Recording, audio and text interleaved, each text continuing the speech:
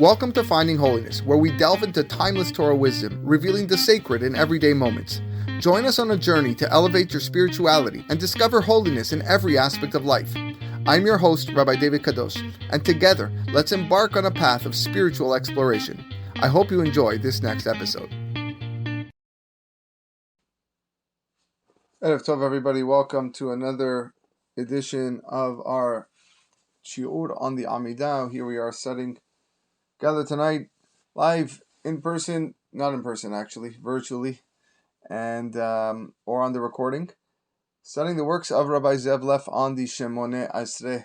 It's our 19th installment of this series. Baruch Hashem, it's gone very, very well, and we're looking to continue. We are in the midst of the beracha of Parnasa, the blessing of sustenance, of Barech Alenu. Although we haven't started the actual text inside, hope to do that shortly.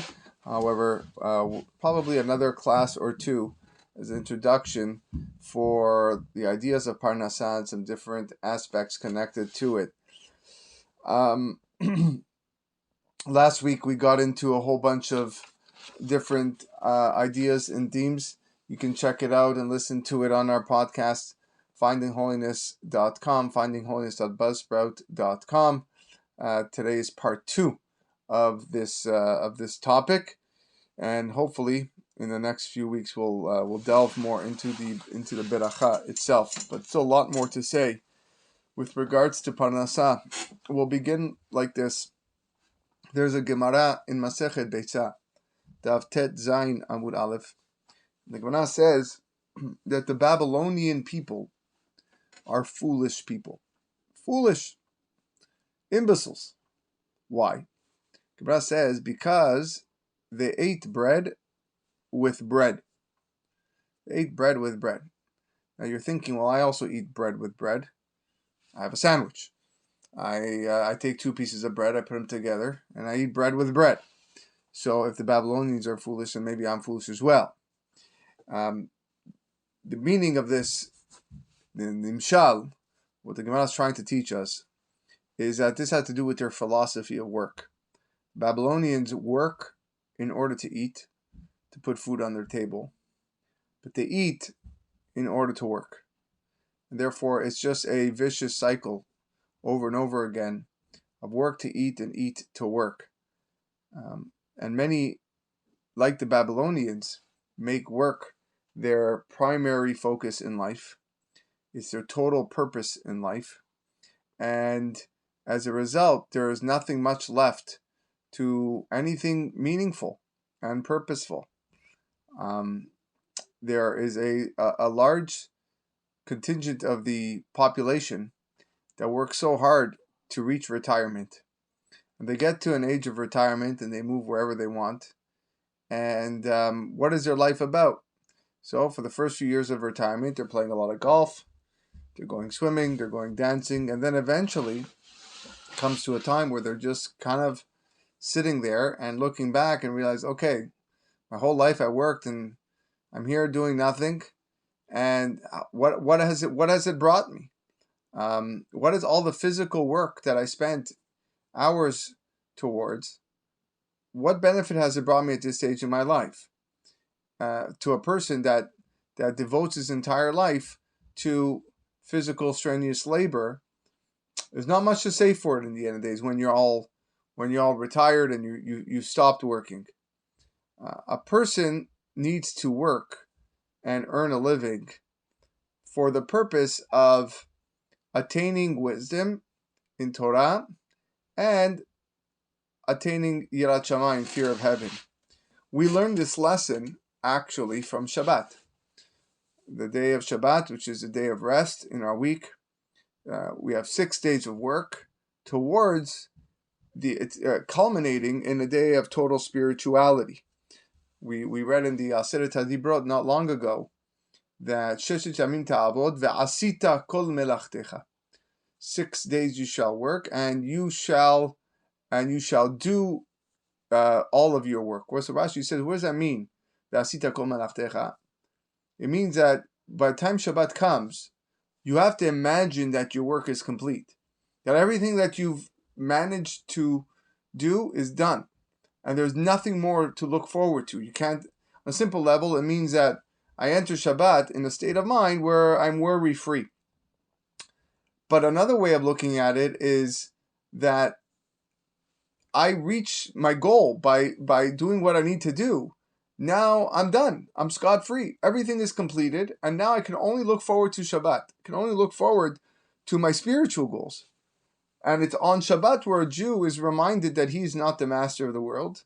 He's not the maker of the world. And it's in essence what it means, Shamor. Shamor et Yom HaShabbat lekadesho, which is the second set of Aseret HaDibrot. And we're there, which is the mitzvah, the commandment to prohibit us from certain types of work on Shabbat. Shamor is a negative aspect of Shabbat. And there we're reminded that we were slaves in Egypt. And we were slaves in Egypt, and now we're not slaves in Egypt. Now we're just slaves of God. We are workers of HaKadosh Baruch Hu. And so, in essence, the idea behind the Shamor of stopping and the cessation of work when it comes to Shabbat is specifically that I have in mind that my ultimate goal, the culmination of everything that I do, is for the purpose of God. That's why Shabbat is a means to achieve spiritual perfection, not just now, but in Olam Haba. That's why Shabbat is actually called Me'ayin Olam Haba. Olam Haba is Yom Shekulo Shabbat. They go hand in hand. There are 39 categories of melacha, prohibited work on Shabbat. And the Gemara tells us, the Mishnah tells us, that these 39 categories correspond to the 39 activities that were necessary in creating the Mishkan. Actually, we're going to be reading about the Mishkan this coming Shabbat in Parashat Terumah, as well as Tetzaveh. And these 39 categories of work correspond to the 39 activities that were used to build the Mishkan.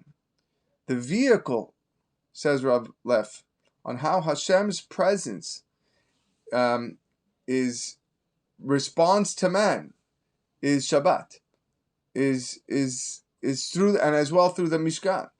So Shabbat as well is Shamor. We take a step back. We take a step back and we realize how HaKadosh Baruch Hu is all in control. We're all in control. And no matter what work I do, whatever physical activity I do, in the end, I'm building a Mishkan. I'm building something that is totally spiritual. The man teaches us the same lesson. Of course, the man was the holy food that fell from Shamayim.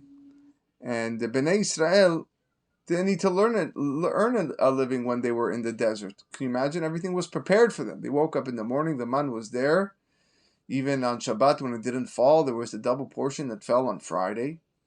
And there are two really big lessons that one can take from the fact that the man fell all the time. Number one is that there is more to life than earning a living. And number two, and arguably more important, is you cannot sacrifice Torah, Tefillah, and mitzvah observance for the sake of earning a living. It's not one or the other, as we're going to proceed to explain in the shiur. Later on in history, Yirmiyahu HaNavi was chastising his people, the Jewish people, who were lax in their studying. They didn't feel like learning a lot. And Yirmiyahu HaNavi said, I want you to look at the man. I want you to take note and take heed of what the purpose of the man. Meaning earning a living cannot be a substitute for the purpose of living. Beautiful line, says Rav Leff. Earning a living cannot be a substitute for the purpose of living. What is your purpose of living? Your purpose of living is to make money. Then you got the wrong purpose. Like we said, you're going to reach the end of your life at Me'av Esrim, to 120 years. You're going to look back and you're not going to find much purpose. Where does the money go? You don't get buried with any of your money. But if your purpose of living is to serve HaKadosh Baruch Hu, then you look back and you say, wow, Look what I've created for myself, for my family, for my community. And therefore, yes, making a Parnasa cannot be a substitute. So look at the man.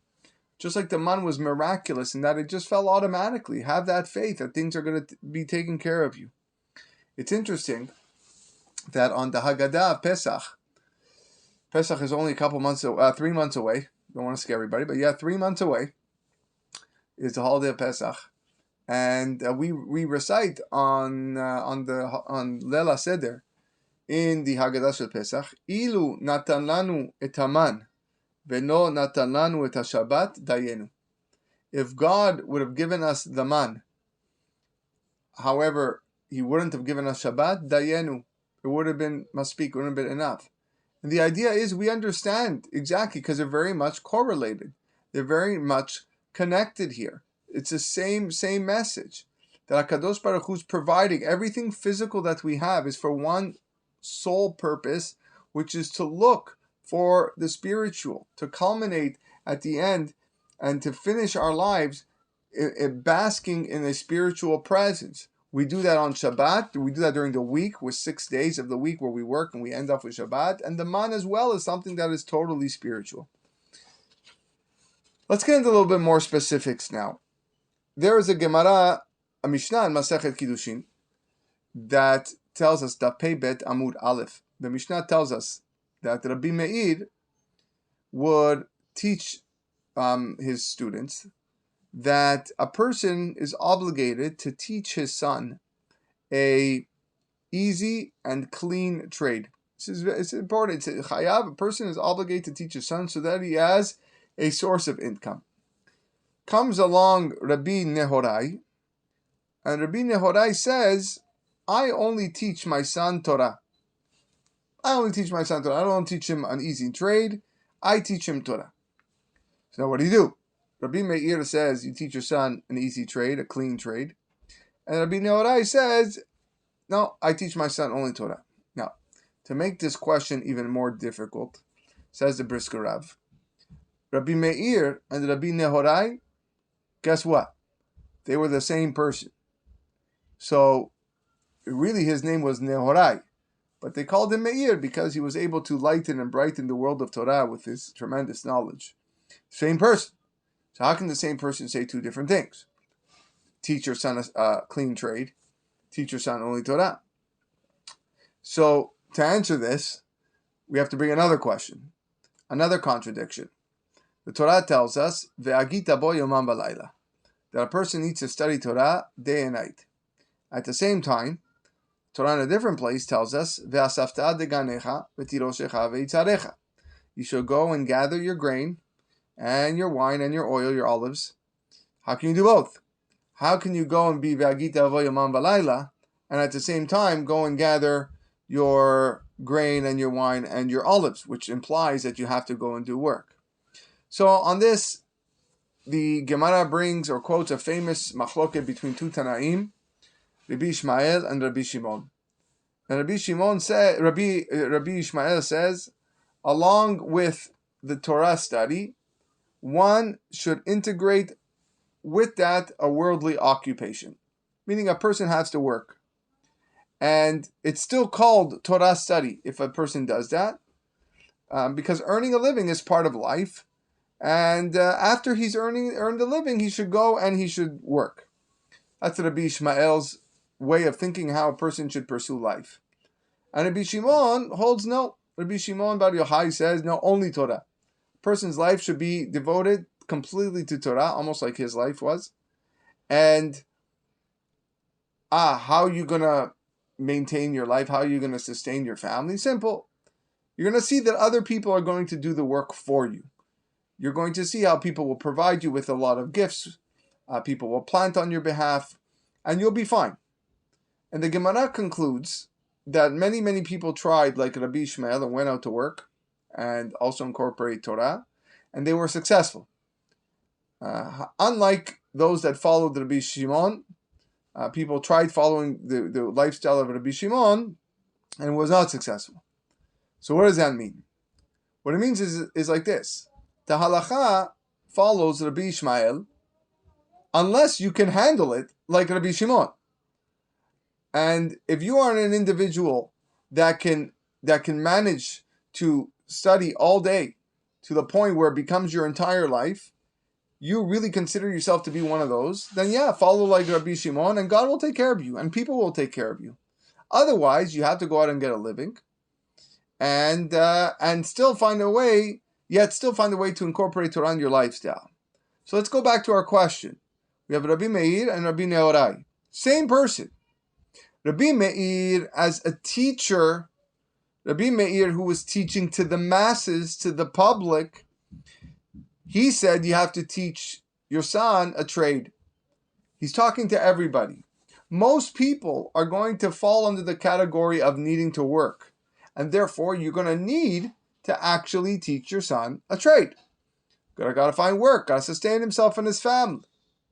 Rabbi Nehorai, as a father who knows his son's ability, says, I only teach my son Torah. Because as a father, you know exactly what your son is capable of. You know what he's able to handle and how much he can push himself. Rabbi Nehorai felt that my son, he can handle it. And therefore, I'm going to teach him Torah. He's going to fall under the category of the Rabbi Shimon Bar Yochai's, while most will fall under the outlook of that of Rabbi Ishmael. Shevet Levi, the tribe of Levi, this was a tribe that consisted of total devotion and spirituality. And as a result, we see this in many ways. They had no inheritance. They performed no military exercises. They got no spoils in war. They were Hashem's army. It's an army of God. All day, they either served in the Bet HaMikdash or they were sitting and studying Torah. This is what the tribe of Levi was. So Hashem provides for them. Levi encapsulates what the shlita of Rabbi Shimon is. HaKadosh Baruch Hu says, I'm going to provide for you because you're devoting your life entirely to Torah. And that's why the Torah tells us, Ani chelkecha v'nachalatecha. HaKadosh Baruch Hu says, I am your portion. I am your inheritance. And hence, all the terumah that has to be separated goes to the Kohanim. All the ma'aser and the ma'aser sheni goes to the Leviim. This is their gifts. This is their sustenance. It's all planned. It's all worked out in the Torah. The Rambam codifies that anyone who acts like the Leviim, Hashem will provide for him too. Rambam gives that option. If you feel that you can behave and act like the Leviim and devote most of your life to the study of Torah, kol hakavod, go for it. Rest assured, God will provide for you. However, the Rambam's main psak for the masses is not like that. The Rambam understands that most people cannot follow the outlook of Rabbi Shimon Bar Yochai. Most people are not going to be successful. If they weren't successful in the time of the Gemara, they're not going to be successful in the time of the Rambam. And if they're not successful in the time of the Rambam, almost certainly they're not going to be successful in the year 2022. Because it's so much more difficult, as our levels of knowledge and comprehension have decreased. So his main psak is that of Rabbi Ishmael.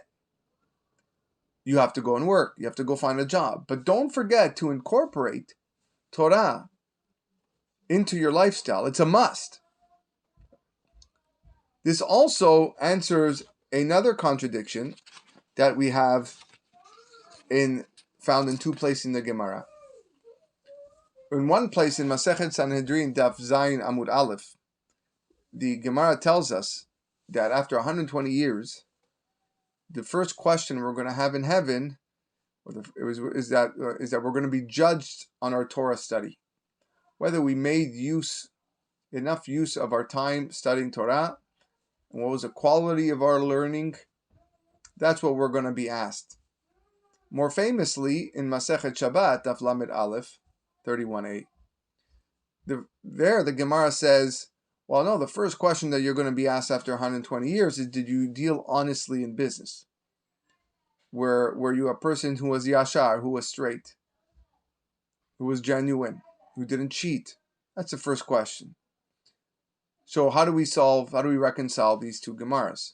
They seem to be teaching us different things. Says the Maharsha, well, it all depends on the type of person that you are. If you are the person that lives under the umbrella of Rabbi Shimon Bar Yochai, who devotes his entire life to Torah, so yeah, the first question you're going to be asked is, well, did you use that time completely and wisely? Or did you waste it? Did you pretend? Did you pretend to learn? But in reality, you just, sat around and scratched your head. Or were you really, really learning? Were you really devoting your life to HaKadosh Baruch Hu? Those are for the people that possess the traits of Rabbi Shimon. Those that follow the path of Rabbi Ishmael are going to be asked the question of business. Did you deal honestly in your business? So that's how the Maharsha answers or solves this contradiction. For the rest of the shiur tonight, I want to speak about the Shita of Rabbi Ishmael in depth, and next week, Bezrat Hashem, we'll look more in depth at the Shita of Rabbi Shimon, and we'll also maybe talk about next week what happens if these two seem to be different worlds collide, and how to go about it.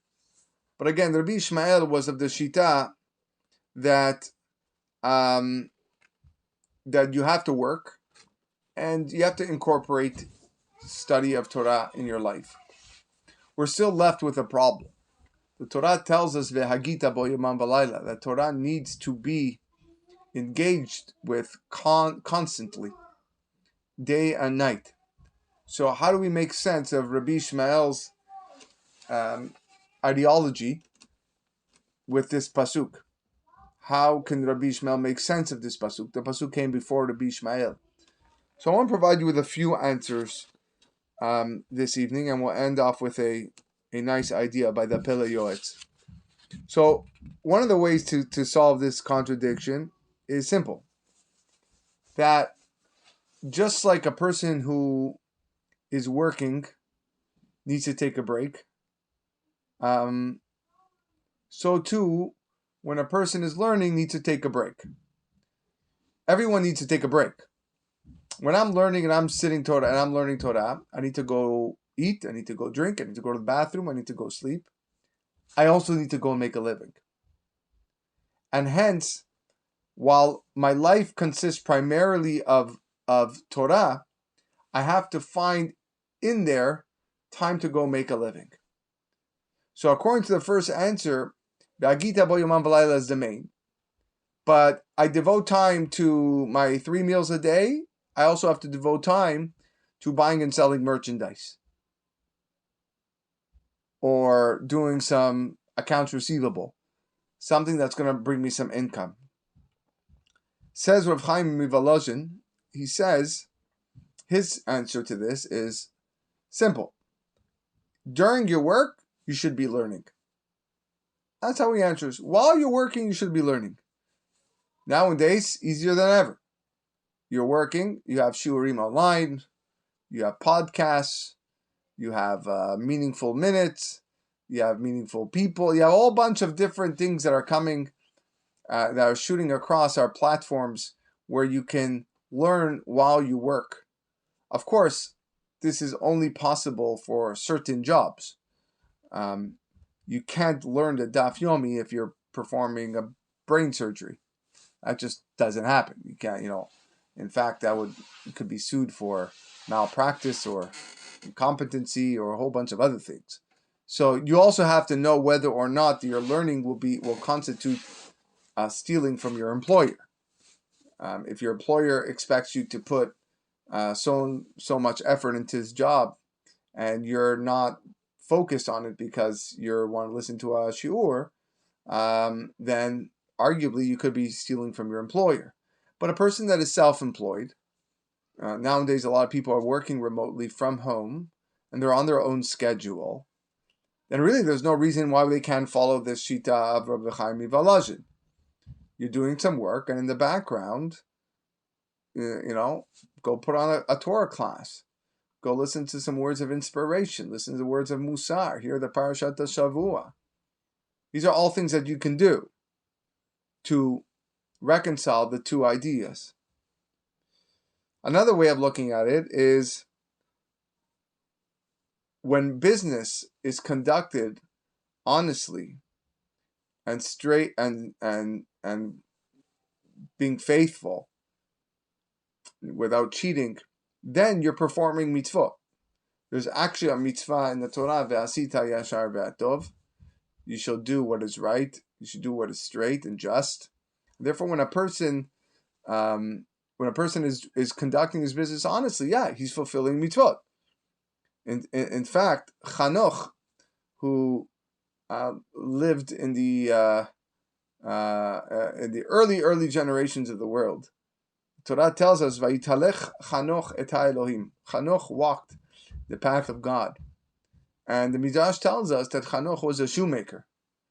So what does that mean? I'm going to be a shoemaker. I'm going to walk in the path of God. Everyone's just going to be a shoemaker then.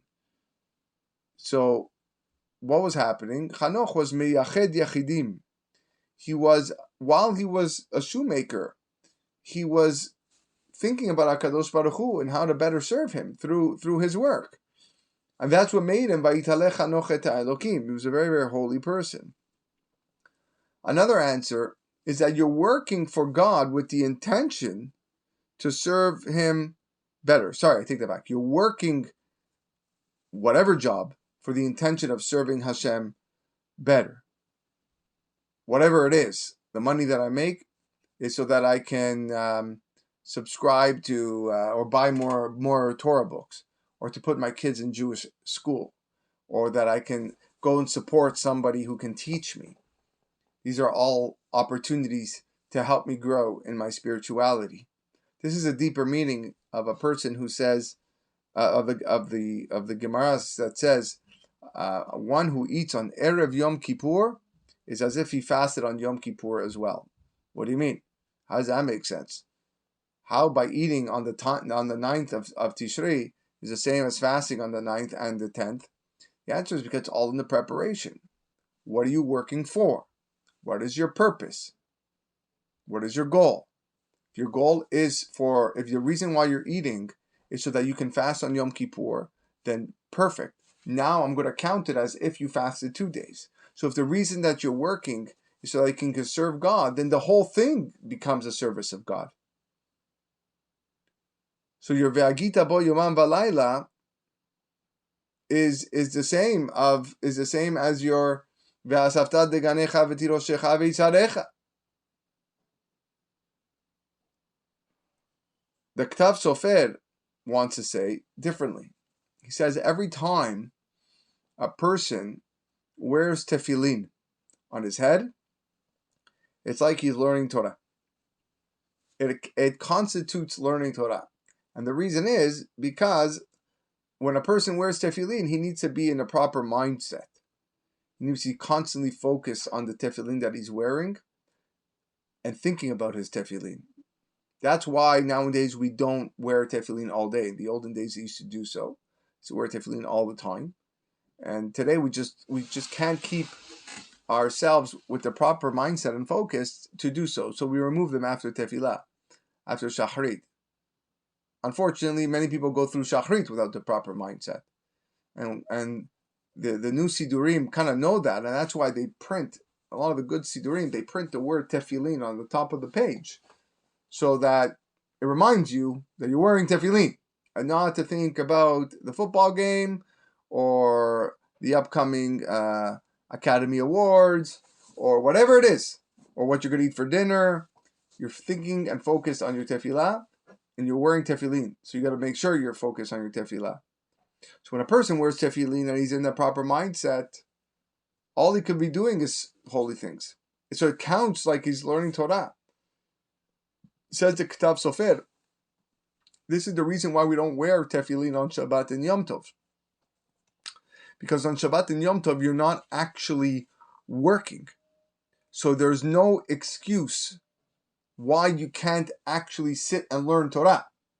Why you can't open a book. Shabbat and Yom Tov are meant for the working population to sit and learn what they couldn't do during the week. during the week, I can't learn as much, so I wear tefillin, says the Ktav Sofer. But on Shabbat, you're not working. That means you need a book. You need a book. And I'm not going to give you an easy way out by wearing the tefillin.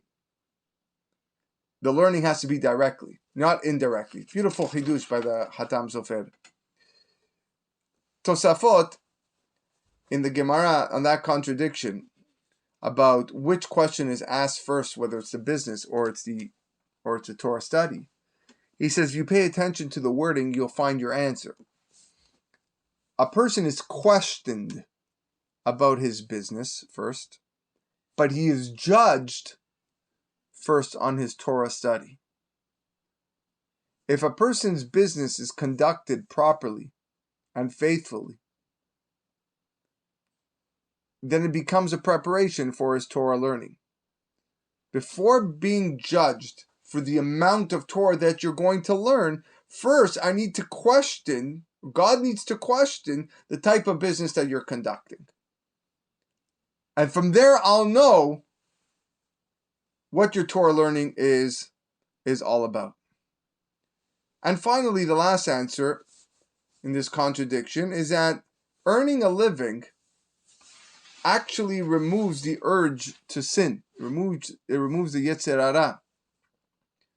The Mishnah in Pirkei Avot talks about the importance of Torah im derech eretz. Derech eretz meaning business. And going around, it's not the derech eretz that talks about like just proper respect and etiquette. That's something else. But derech eretz in the realm of the context of what it is to conduct business. And the Mishnah says, that when a person manages to attain both the study of Torah and that of business and conducting it properly and being trustworthy, then it allows a person to forget about sin. It removes that urge for sin. And if you don't have the urge for sin, you don't have the Yetzer Hara, that means your Torah study comes so much easier. You're able to grasp ideas that you couldn't grasp before because you don't have anything impeding your comprehension. There's no hindrance to what you can attain and what you can absorb. So those are how the two things go hand in hand. I want to end with a small, beautiful idea here by Rabbi Eliezer Papo. Rabbi Eliezer Papo was the author of a very, very famous sefer named the Pele Yoetz, and that sefer that speaks about many, many different aspects of life, Judaism, and it is widely read and studied. We even had a couple of sessions at the start of COVID-19, learning it together, and it goes in alphabetical order from Aleph to Taf. In one of his sefarim, not the Pele Yoetz, he quotes a pasuk in Sefer Shemot, in Parashat Bo, where Moshe told Paro his conditions for leaving Egypt. Paro allowed Moshe to leave, but he wanted the animals to stay. He wanted the animals to stay because God doesn't need your animals. You can stay here. If you want to serve him, you'll serve. God's not going to make you serve him with something that you don't have. That's what Paro said. And Moshe Rabbeinu basically said, the animals are coming with us. And the line that he used was, Lo tisha'er parsa. Not one hoof will remain. Ki mimenu nikach. Because we're going to take from them, from the animals. La'avod et Hashem, to serve God. Va'anachnu lo neda. But we don't know Ma na'avod et Hashem ad bo'enu shama. We don't know what exactly we're going to use to serve God until we get there. This is what Moshe Rabbeinu said. So it says Rabbi Eliezer Papo that you can interpret this pasuk homiletically. That this all has to do with our material pursuits in this world, moving on to the next world. Our material pursuits will indeed accompany us in the next world, in Olam Haba. The money won't be taken with us and our physical possessions. But our pursuits, if with the right mindset, will accompany us and will be transformed into mitzvot, will be transformed into spiritual doses of energy. And he learns this from this pasuk. Lo tishaer. Lo tishaer means there will not be anything negative, no laws, no negative prohibitions will be set aside. In essence, when we work for our material pursuits, it will be done honestly. Parsa. Parsa can be divided into paras, hey. Paras is a piece, a section, a segment. Hey is 5. 5 segments. We're going to set aside 5. What is the 5? Shachrit, Mincha, and Arvit. That is the 3 prayers of the day. And the 2 times that we study Torah, Ve'agita bo yomam and valayla. Those are your 5. Along with the mere material pursuits of wealth and our business and what we're going to strive for, must be parsa. There will be parsa. Paras 5 segments of holiness. Ki mimenu nikach la'avod et Hashem. It is from that, the combination of that material and spiritual, we're going to take to serve God. Va'anachnu lo neda ma na'avod ad bo'enu shama. But we don't know how much this is really worth until we get to Olam Haba, ad bo'enu shama, till we get to the next world. It's only then when everything will be weighed and judged, and the 2 questions will be asked. Did you conduct your business truthfully and honestly? Did you make proper use of your time in Torah? Whether or not you were a student of Rabbi Ishmael or a student of Rabbi Shimon, that's when it's going to be him. But we're taking it from here. It's everything that we're doing in this world, from the age of our first job of a babysitter or throwing newspapers or whatever it is, wherever you started. Every dollar that you made till the end of your working career is all measured. And what is your goal? Is your goal to earn a living? Or is your goal to find purpose in life? And if it's purpose in life, then your goal is not to earn a living. One does not sacrifice. Earning a living does not sacrifice purpose of living. And that is indeed our own purpose. And B'ezrat Hashem, when we have that in mind, when we work, we put this together, ad bo'enu shama, then we get there, and we're going to see. We don't know right now what it means. We don't know right now all these things that we've acquired and accumulated, how special it is and how valuable it is, until Hashem says, okay, let's see your progress report until now. Let's see what you've done. Clean, clean, clean, clean, clean, clean, check, check, check, check. Torah, check, check, check, check. Chazaku Baruch, here's your portion. You managed to accomplish so much. You've managed to put them both together and work together to the point where you're able to really, really make your goal and purpose one for me. Because we are servants and slaves of HaKadosh Baruch Hu. That's who we are. We work for Him.